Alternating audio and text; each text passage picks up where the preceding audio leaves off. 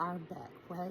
This is Legally Everywhere, where we are looking into everything. And if you have been following my priority country series, where we've been tracking what Project 25 claimed as priority countries to look out for, yeah, you know why receipts are important. So the U.S. and Israel did a strike on Iran. This is not commentary. Right now, this is documentation. This is what was said. This is what was written. This is what they are reporting. So I'm going to show you some screenshots for articles. And right now, you're about to see a live reporting that I pulled from GBN News. All right, check it out. To minimize the risk to U.S. personnel in the region. Even so, and I do not make this statement lightly, the Iranian regime seeks to kill. The lives of courageous American heroes may be lost, and we may have casualties. That often happens in war. To the members of the Islamic Revolutionary Guard, the armed forces, and all of the police, I say tonight that you must lay down your weapons and have complete immunity, or in the alternative, face certain death. Very strong statement from President Donald Trump there. It is understood that the UK did not participate in the attacks, and Sir Keir Starmer has chaired a meeting of the government's emergency Cobra committee this morning. The first strikes on Iran, which follow weeks of tensions building between Washington and Tehran, happened near the offices of the Supreme Leader Ayatollah Ali Khamenei. However, officials said the 86-year-old, who has not been seen in public for days, is not in Tehran and has been transferred to a secret location. Iran has hit a U.S. military base in Bahrain as Tehran retaliates against massive and ongoing American airstrikes. The Islamic Republic fired missiles at American bases in Qatar, Kuwait, and the UAE, and struck the U.S. Navy 5th Fleet headquarters in Bahrain. Meanwhile, back here in the UK, the government released a statement saying Iran must never be allowed to develop a nuclear weapon, and that is why we have continually supported efforts to reach a negotiated solution. Our immediate priority is the safety of UK nationals in the region, and we will provide them with consular assistance available 24/7. As part of our long-standing commitment to the security of our allies in the Middle East, we have a range of defensive capabilities in the region which we have recently bolstered. We stand ready to protect our interests. We do not want to see further escalation into a wider regional conflict.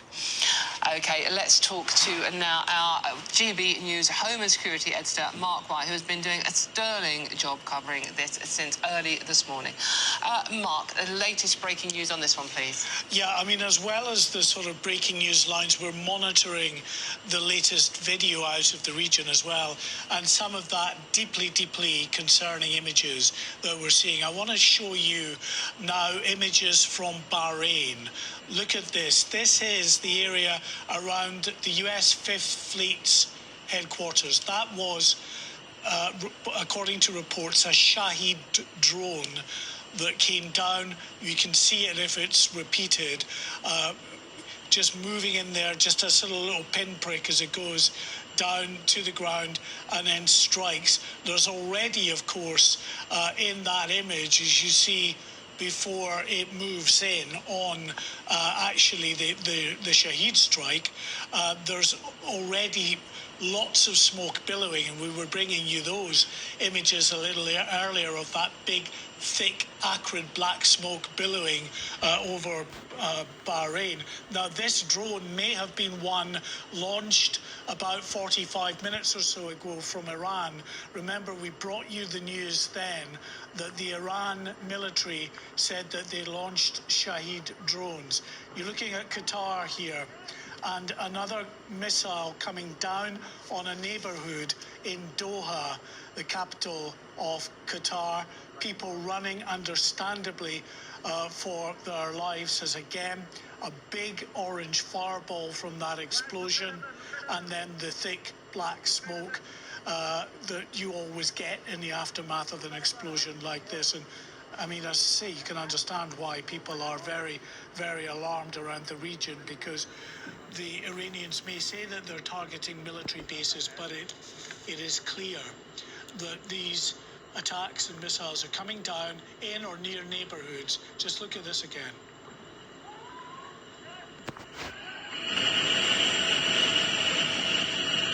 I mean, a huge fireball there from that strike, and understandably the person who was filming that, you know, shocked at what he's just filmed.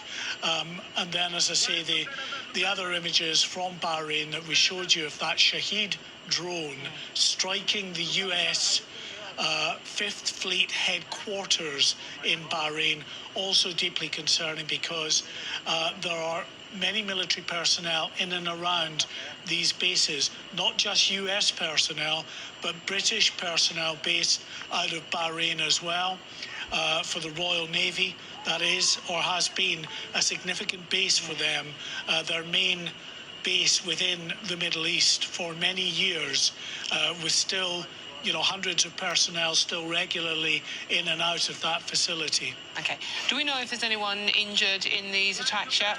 Too early, really, for that kind of information to come through. I mean, I have heard about Syria with 4 people killed after a missile strike on an apartment complex in a Syrian city. But, you know, in terms of a wider count of casualties, we don't have that as yet. Mark, we'll come back to